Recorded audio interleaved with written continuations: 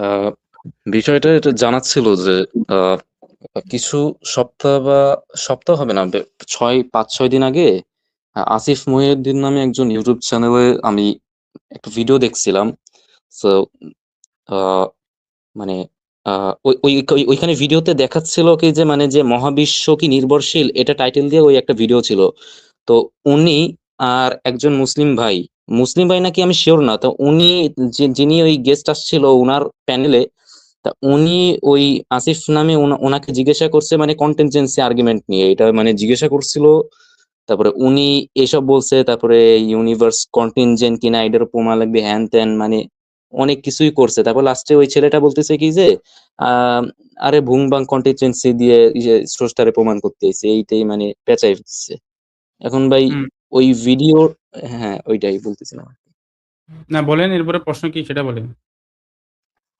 প্রশ্নটা হচ্ছে ভাইয়া এই যে ইউনিভার্স, আমরা তো জানি ইউনিভার্স তো কন্টিনজেন্ট। এখন নেসেসারি বিং হওয়া কি এটা পসিবল? ইউনিভার্স নেসেসারি হওয়া পসিবল কিনা? জি জি। ইউনিভার্স কেমন নেসেসারি হবে ভাই? প্রথমত ইউনিভার্স জিনিসটা আসলে কি? ইউনিভার্স হচ্ছে যে মানে আমরা আমাদের প্রকৃতিতে যা কিছু দেখি আরকি, সবকিছুর সমন্বিত রূপই তো হচ্ছে ইউনিভার্স, তাই না? ইউনিভার্স তো জি হচ্ছে জি। আলাদা কোনো আবার এন্টিটি না। তো এইটা মানে আমরা সবকিছুর একটা নাম দিলাম, সেটা হচ্ছে কি মহাবিশ্ব। তো এর মধ্যে আমি, আপনি, আমাদের আশেপাশে যা কিছু আছে সবকিছু এর মধ্যে ইনক্লুডেড। এখন আপনি নিজে চিন্তা করে দেখেন যে এই যে যেই পার্টস গুলো আপনি দেখতেছেন বা আমরা এখন পর্যন্ত যত কিছু এক্সপ্লোর করতেছি, এই সমস্ত কিছু তো হচ্ছে যে অন্য কিছুর উপর ডিপেন্ডেন্ট। তারা তাদের অস্তিত্বের জন্য, প্রথমত মহাবিশ্বের অস্তিত্বের জন্য, পুরো মহাবিশ্ব, হোল মহাবিশ্বের অস্তিত্বের জন্য একটা শুরু আছে। এটা বিগ ব্যাং থিওরি দ্বারা প্রমাণিত। যে আমরা হাবল টেলিস্কোপের মাধ্যমে আমরা যখন দেখি যে সবকিছু এক্সপ্যান্ড হচ্ছে এবং রেড লাইট শিফট যেটা বা কসমিক মাইক্রোওয়েভ ব্যাকগ্রাউন্ড রেডিয়েশন, এগুলোর মাধ্যমে আমরা বুঝতে পারতেছি কি যে আ আপনার হচ্ছে যে সবকিছু এক্সপ্যান্ডিং হচ্ছে এবং একটা স্টার্টিং পয়েন্ট ছিল। যেমন আ ওই যে লাল আলো অপসারণের নীতি কি বলে? যে যখন কোন একটা বস্তু থেকে যে লাল আলো যখন অপসারণ হয়, মানে সে যখন দূরে চলে যায় তখন লাল আলো অপসারণ হয়। তো আমরা হচ্ছে যে বর্তমানে সায়েন্টিস্টরা দেখছে, অবজার্ভ করছে যে হ্যাঁ, প্রত্যেকটা জিনিস থেকে লাল আলো অপসারণ হচ্ছে। তো দ্যাট মিনস তারা একটা ইনফারেন্স করছে যে হ্যাঁ, তার মানে সবকিছু এক্সপ্যান্ড হচ্ছে। অ্যান্ড এটা আরো অনেকভাবে প্রমাণিত। তারপরে বিগ ব্যাং এর যে সেই cosmic microwave background radiation, big bang এর জন্য সবচাইতে যুগান্তকারী একটা প্রমাণ। একদম সেই সেই প্রথম কালের যে state cosmic microwave background radiation এর মাধ্যমে আমরা জানতে পারি। তো এই সমস্ত কিছু তো নির্দেশ করে যে আমাদের মহাবিশ্বের একটা শুরু আছে, একটা স্টার্টিং পয়েন্ট আছে। ১ নম্বর পয়েন্ট এটা। ২য় নম্বর পয়েন্ট হচ্ছে যে আমরা মহাবিশ্বের মধ্যে আমরা যা কিছু দেখি না কেন, এগুলো মহাবিশ্বের হচ্ছে যে অন্তর্ভুক্ত। এটা মহাবিশ্ব থেকে আপনি আলাদা করতে পারবেন না। অ্যান্ড আমরা এখানে যা কিছু দেখি, এই সমস্ত কিছুর মধ্যে আমরা দেখি ডিপেন্ডেন্সি আছে। মানে এগুলা অন্য কিছুর উপর নির্ভরশীল। দেখা যাচ্ছে যে সে হয় প্রকৃতির কোনো একটা আইনের উপরে নির্ভরশীল, অথবা সে হচ্ছে যে অন্য আরেকটা বস্তুর উপর নির্ভরশীল। কোনো না কোনো কিছুর উপর নির্ভরশীল। তারপর হচ্ছে যে এই জিনিসগুলা হচ্ছে যে এখন যেভাবে আছে এটাকে রিঅ্যারেঞ্জমেন্ট করা পসিবল। যেমন ধরেন আমাদের যে ফিজিক্সের ল যেগুলো আছে, ফিজিক্সের ল গুলা এভাবে না থেকে ভিন্ন রকম হতে পারত। এটা ভিন্ন রকম হওয়াতে কোনো ধরনের কন্ট্রাডিকশন নাই। যেমন ধরেন একটা ত্রিভুজের ৩ টা কোণ থেকে এটা পসিবল না যে একটা ত্রিভুজের ৩ টা কোণ গিয়ে ৪ টা কোণ হয়ে যাবে। হ্যাঁ? কিন্তু একটা মহাবিশ্বের যে এখন ধরেন সূর্যের যে অবস্থান, হ্যাঁ, এটা পসিবল যে সূর্যের অবস্থানটা অন্যরকম হয়ে, মানে এখন যেখানে আছে সেখানে না থেকে অন্য জায়গায় আছে, বা চাঁদের অবস্থানটা অন্য জায়গায় আছে, অথবা চাঁদের অস্তিত্ব নাই। হ্যাঁ, আপনি এখন বলতে পারেন ভাই তাহলে পৃথিবীতে তো মানে মহাবিশ্বে তো মানে আমরা যে এখানে বসবাস করতেছি, যদি সূর্য না থাকতো তাহলে তো এখানে মানে প্রাণের কোনো অস্তিত্ব থাকতো না, বা চাঁদ না থাকলে প্রাণের কোনো অস্তিত্ব থাকতো না। হ্যাঁ, এটা এখন যেই ফিজিক্স এর যে ল আছে সেটা অনুযায়ী এটা সত্য।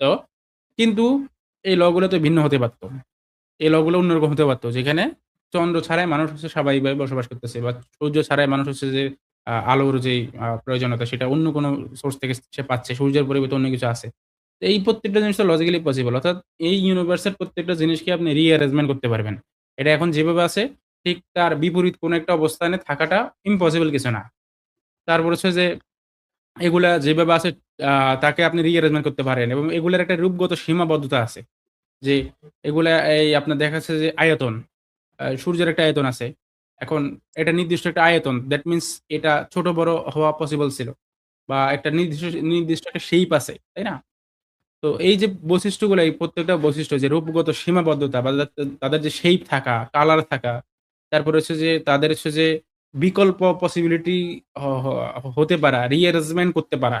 তারপর হচ্ছে যে স্টার্টিং পয়েন্ট থাকা। অন্য কোনো প্রাকৃতিক লর উপরে নির্ভর করা। এই সমস্ত কিছু আমাদেরকে একটাই নির্দেশনা দেয়। সেটা হচ্ছে যে কি এই সমস্ত কিছু নেসেসারি না, এগুলা কন্টিনজেন্ট। আমাদের চোখের সামনে থেকে তো আমরা এই জিনিসগুলো বুঝতে পারতেছি। তো সমস্ত কিছু কন্টিনজেন্ট। এখন এই কন্টিনজেন্ট জিনিস কিভাবে নেসেসারি হবে? যদি নেসেসারি কোনো কিছু হতে হয় তাহলে তার মধ্যে বিন্দু পরিমাণ কন্টিনজেন্সি থাকা যাবে না।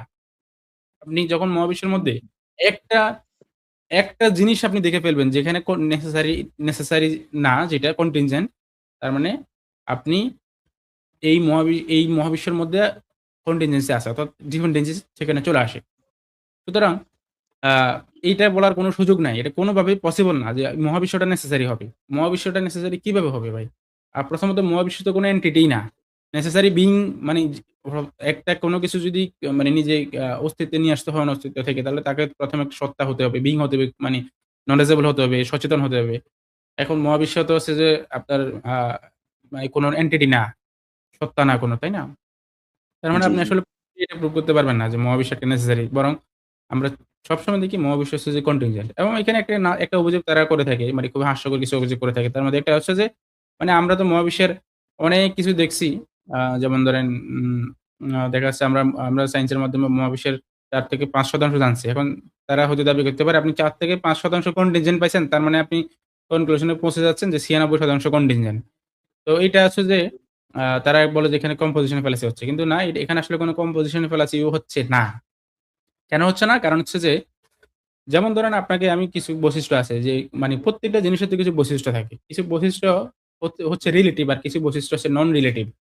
রিলেটিভ জিনিসগুলো হচ্ছে কেমন? যে রিলেটিভ জিনিসগুলো হচ্ছে যেটা আপনার সাপেক্ষে আমার সাপেক্ষে একেকজনের সাপেক্ষে একেক রকম হয়। সাপেক্ষ ভেদে সেটা পরিবর্তন হয়। যেমন আমার গায়ে এখন একটা শার্ট আছে। এই শার্টটা আমার জন্য একদম পারফেক্ট। কিন্তু এটা আপনার কাছে যখন নিয়ে যাওয়া হবে, তখন সেটা হতে পারে আপনার জন্য অনেক বড় হয়ে যেতে পারে। আবার আপনার জন্য এটা অনেক ছোট হয়ে যেতে পারে। কিন্তু এই শার্টের যে কালার গুলো আছে, দেখেন এখানে আমি জানি না এই কালারটার নাম কি? মানে ব্লাক, আবার একটু হচ্ছে যে হোয়াইট টাইপের একটা কালার। তো এই যে কালার গুলা কিন্তু আপনার কাছে যেরকম আমার কাছে সেরকম। বা আপনি এটার পরিবর্তে চিন্তা করেন যে একটা একটা ধরেন একটা আছে, আমার হাতে একটা হাইলাইটার আছে। হাইলাইটার এর কালারটা আছে যে আমরা দেখতেছি কি যে এটা হচ্ছে যে ইয়েলো কালার। তো জি, জি। এই, এই হাইলাইটারের সাইজটা এটা কারো কাছে ছোট, কারো কাছে বড় হতে পারে।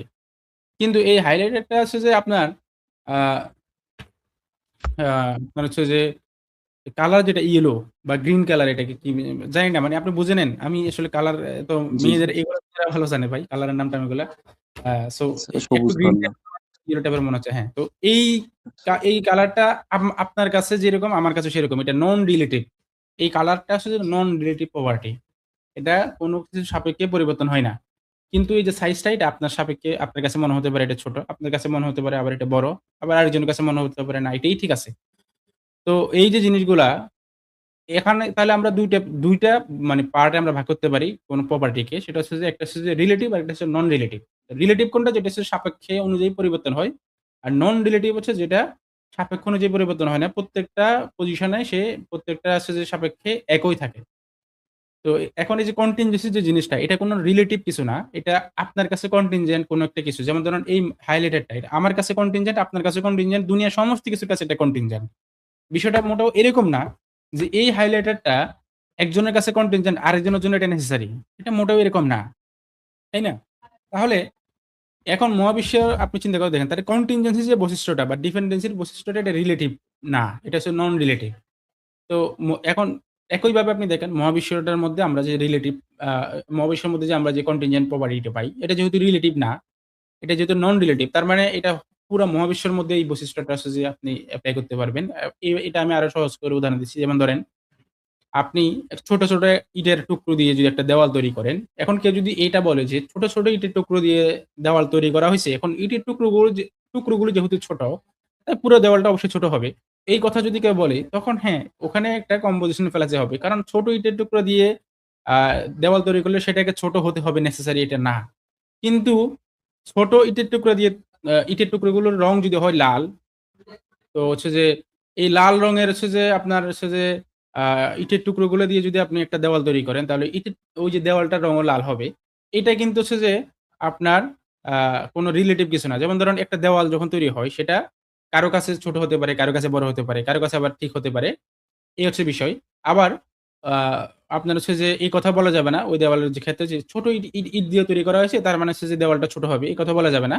কিন্তু আমরা এই কথা বলতে পারি যে ছোট, ছোট ইটের টুকরাগুলো যেহেতু লাল তার মানে পুরা দেওয়ালটার রঙও লাল হবে।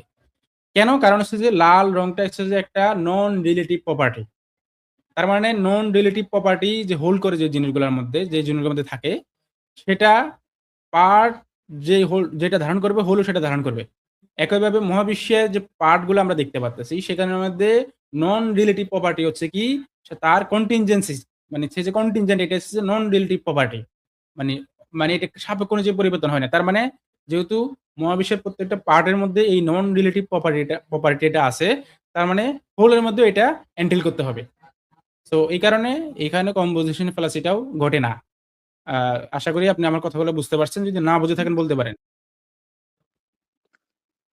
জি, জি ভাইয়া বুঝতে পারছি আমি। জি, সুতরাং মহাবিশ্বকে আসলে কোনোভাবেই নেসেসারি বলা যায় না। আশা করছি আপনার অ্যান্সার পাইছেন। তো জি, জি। তাহলে আমরা আপনাকে বিদায় জানাচ্ছি যদি আপনার অ্যান্সার পেয়ে থাকেন।